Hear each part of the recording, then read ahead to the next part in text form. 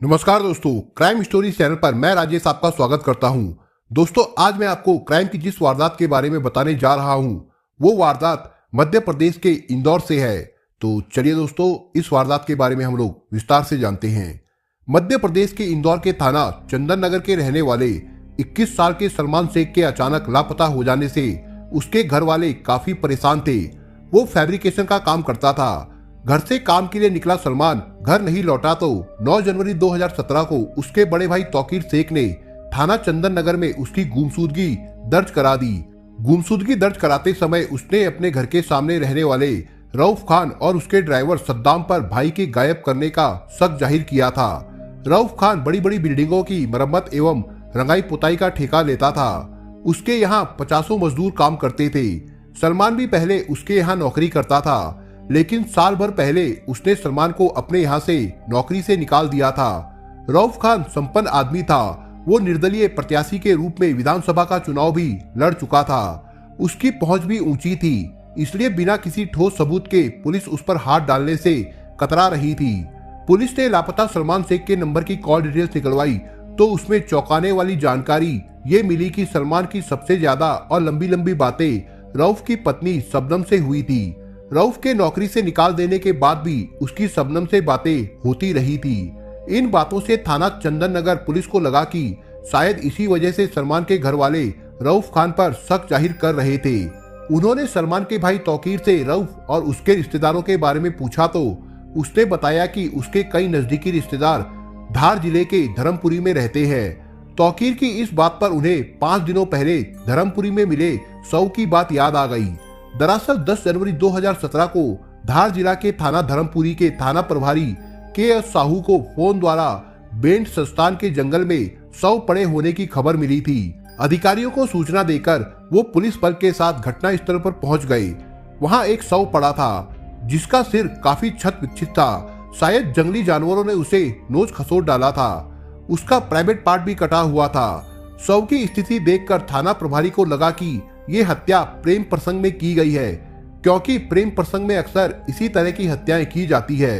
Police ने शव की शिनाख्त के लिए जब मृतक के कपड़ों की तलाशी ली तो पैंट की जेब से एक पर्स मिला जिसमें एक लड़के और लड़की की तस्वीर के अलावा हिसाब की एक डायरी और तंबाकू की एक पुड़िया मिली। उसमें कुछ ऐसा नहीं था जिससे मृतक की पहचान हो सकती। मृतक के गले में तुलसी की एक माला पड़ी थी जिससे अंदाजा लगाया जा सकता था कि शव किसी हिंदू का है। शव की शिनाख्त नहीं हो सकी तो के साहू ने घटना स्थल की सारी कार्यवाही निपटाकर उसे पोस्टमार्टम के लिए भिजवा दिया था। इसके बाद शव की शिनाख्त के लिए इसकी जानकारी अपने जिले में ही नहीं आसपास के जिलों में भी दे दी थी। उसी जानकारी के आधार पर थाना चंदन नगर के थाना प्रभारी को जब पता चला कि रऊफ की रिश्तेदारी धर्मपुरी में है तो उन्हें लगा था कि वो शव सलमान शेख का हो सकता है। उन्होंने तत्काल लापता सलमान शेख के घर वालों को थाना धर्मपुरी जाने की सलाह दी। तौकीर पिता के साथ थाने पहुंचा तो पता चला कि शव तो दफना दिया गया है। थाना प्रभारी के साहू ने शव के सामान को दिखाया तो उन्होंने उसमें रखी एक अंगूठी को देखकर कहा कि वो शव सलमान शेख का ही था, पर ये तुलसी की माला उनका बेटा क्यों पहनेगा। के साहू तुरंत समझ गए कि हत्यारों ने पुलिस को गुमराह करने के लिए उसे तुलसी की माला पहनाकर उसके प्राइवेट पार्ट को काट दिया था।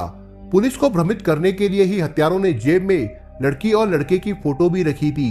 हत्यारों ने गलती ये की थी कि वे सलमान शेख की अंगूठी निकालना भूल गए थे। अंगूठी से ही उसके शव की पहचान हो गई थी। शव की पहचान होने के बाद अगले दिन उप जिलाधिकारी के आदेश पर सलमान शेख का शव निकलवाकर उसके घर वालों को सौंप दिया गया।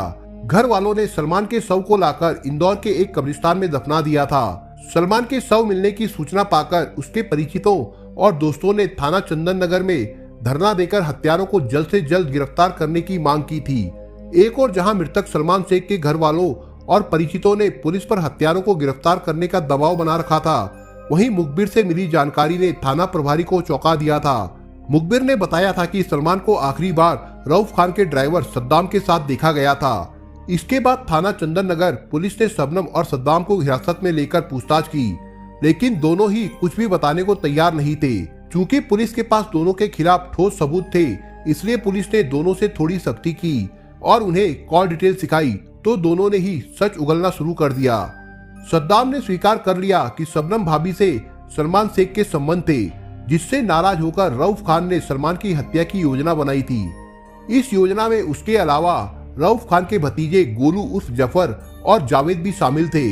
इसके बाद उसने सलमान शेख की हत्या की जो कहानी सुनाई, उसके अनुसार थाना चंदन नगर पुलिस ने जावेद, रऊफ खान, गोलू उर्फ जफर के अलावा थाना धर्मपुरी पुलिस की मदद से धर्मपुरी के रहने वाले रऊफ के एक रिश्तेदार को भी गिरफ्तार किया था। बाद में इन सबको भी थाना धर्मपुरी पुलिस को सौंप दिया गया था, जहां इन सबसे की गई पूछताछ में सलमान की हत्या की जो कहानी सामने आई वो कुछ इस प्रकार से निकली। इंदौर के थाना चंदन नगर में रहने वाला 21 साल का सलमान अब्दुल लतीफ शेख का बेटा था। उसके घर के सामने ही रऊफ खान का घर था, जो बिल्डिंगों की मरम्मत और पुताई का ठेका लेता था। इसके लिए उसके पास तमाम मजदूर काम करते थे। सलमान पढ़ लिख कर कमाने लायक हुआ तो अब्दुल लतीफ शेख के कहने पर रऊफ खान ने उसे भी अपने यहाँ काम पर रख लिया था। सलमान रऊफ का पड़ोसी था ही, इसलिए उसका रऊफ के घर पहले से ही आना जाना था। लेकिन जब वो उसके यहाँ काम करने लगा तो उसका आना जाना कुछ ज्यादा ही हो गया, जिसकी वजह से रऊफ की पत्नी शबनम से उसकी कुछ ज्यादा ही पटने लगी। उनका रिश्ता था भी कुछ ऐसा ही। सलमान शबनम को भाभी कहता था, इसलिए खुलकर हंसी मजाक होता था। रऊफ खान का काम काफी बड़ा था, इसलिए उसका पूरा दिन भाग दौड़ में ही बीत जाता था। चूंकि सलमान पड़ोसी था, इसलिए घर के कामों के लिए वो ज्यादातर उसे ही भेजता था। घर के कामों के साथ साथ सलमान शबनम के छोटे मोटे निजी काम भी कर दिया करता था। शबनम खूबसूरत थी और उम्र में रऊफ खान से छोटी भी थी। सलमान उसके हम उम्र था। इसी आने जाने के बीच में वो दोनों एक दूसरे की तरफ आकर्षित होने लगे। उस बीच रऊफ खान विधानसभा का चुनाव लड़ रहा था, इसलिए वो चुनाव में इस कदर व्यस्त हो गया कि ना उसे काम का ख्याल रहा और ना ही पत्नी बच्चों का। उसने सभी कर्मचारियों को चुनाव प्रचार में लगा रखा था। ऐसे में उसने सलमान को घर के कामों की जिम्मेदारी सौंप दी थी। इसी बीच उसने रात दिन शबनम भाभी की सेवा की। इसी सेवा के फलस्वरूप एक दिन उन दोनों के बीच में आपसी संबंध भी बन गए। सलमान को अब शबनम की जुदाई पल भर के लिए भी बर्दाश्त नहीं होती थी। वो चाहता कि शबनम हमेशा उसकी आंखों के सामने रहे, लेकिन ये संभव नहीं था। फिर भी वो हर पल उसकी यादों में खोया रहता और उससे मिलने का मौका ढूंढता रहता। अक्सर वो दोपहर में काम छोड़कर शबनम से मिलने उसके घर पहुंच जाता। सलमान के इस तरह काम छोड़कर जाने से रऊफ को उस पर शक हुआ तो उसने कर्मचारियों से उसके बारे में पूछा। पता चला कि सलमान उसकी पत्नी से फोन पर घंटों बातें करता है। अक्सर दोपहर में उसी से मिलने भी जाता है। रऊफ ने जब इस बात पर ध्यान दिया तो पता चला कि सलमान और शबनम के बीच कुछ चल रहा है। इसके बाद वो दोनों पर नजर रखने लगा।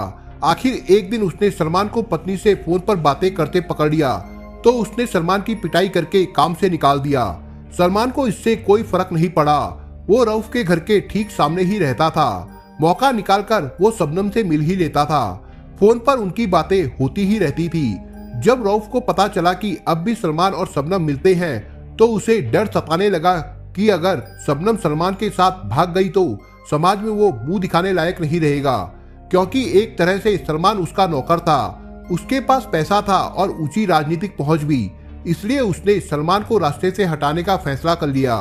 रऊफ ने सलमान को इंदौर से करीब 150 किलोमीटर दूर ले जाकर धार जिले के धर्मपुरी इलाके के जंगल में हत्या करने की योजना बनाई, ताकि पुलिस किसी कीमत पर उसके शव को ना पा सके। अपनी इस योजना में उसने अपने ड्राइवर सद्दाम, भतीजे गोलू उर्फ जफर और जावेद को भी शामिल कर लिया।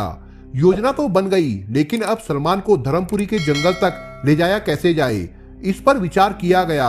वो आसानी से जाने वाला नहीं था। आखिर एक तरकीब निकाली गई और इस काम के लिए ड्राइवर सद्दाम को तैयार किया गया। उसने सद्दाम से कहा कि वो सलमान को शबनम से मिलाने के बहाने धर्मपुरी के जंगल तक ले चले। योजना के अनुसार 8 जनवरी 2017 को सद्दाम सलमान से मिला। सद्दाम ने उससे शबनम से मिलाने की बात कही तो वो फौरन तैयार हो गया, क्योंकि पिछले कई सप्ताह से वो शबनम से मिल नहीं पाया था। सद्दाम सलमान को अपने साथ लेकर चला तो कई लोगों ने सलमान को उसके साथ जाते देख लिया था। धर्मपुरी के जंगल में पहुंचकर सलमान ने शबनम के बजाय गोलू, जावेद और रऊफ खान को देखा तो समझ गया कि उसके साथ धोखा हुआ है। वो कुछ कहता या भाग पाता उससे पहले ही सभी ने उसे पकड़ लिया और उसकी पिटाई शुरू कर दी। पिटाई करने के बाद उसके गले में रस्सी डालकर कस दिया तो उसकी मौत हो गई। इसके बाद पहचान छिपाने के लिए उसका चेहरा ईंट से कुचल दिया गया और उसके प्राइवेट पार्ट को भी काट दिया, ताकि उसके धर्म का पता ना चल सके। गले में तुलसी की माला डालकर उसकी पैंट की जेब में एक लड़के और लड़की की फोटो भी डाल दी। उन्होंने पुलिस को गुमराह करने के लिए किया तो बहुत कुछ, लेकिन उनका अपराध छिप ना सका और वे पकड़े गए। सलमान की हत्या करने के बाद रऊफ ने गोलू और सद्दाम को रात में ही इंदौर भेज दिया था, जबकि खुद जावेद के साथ अपनी बहन के यहाँ धर्मपुरी में रुक गया था ताकि किसी को शंका ना हो। वो अगले दिन इंदौर आ गया और अपने काम में लग गया। रऊफ और उसके साथियों को पूरा भरोसा था कि पुलिस उन तक कभी नहीं पहुंच पाएगी, लेकिन पुलिस उन तक पहुंच ही गई। इस तरह उनकी उम्मीदों पर पानी फिर गया। पूछताछ के बाद पुलिस ने उन्हें अदालत में पेश किया, जहां से उन्हें जेल भेज दिया गया। दोस्तों, आप अगर चैनल पर नए हो तो आप चैनल को सब्सक्राइब करने के साथ कमेंट बॉक्स में इस कहानी के बारे में अपने विचार जरूर लिखिएगा। मिलता हूं एक नई कहानी के साथ, तब तक के लिए अपना ख्याल रखिएगा। धन्यवाद।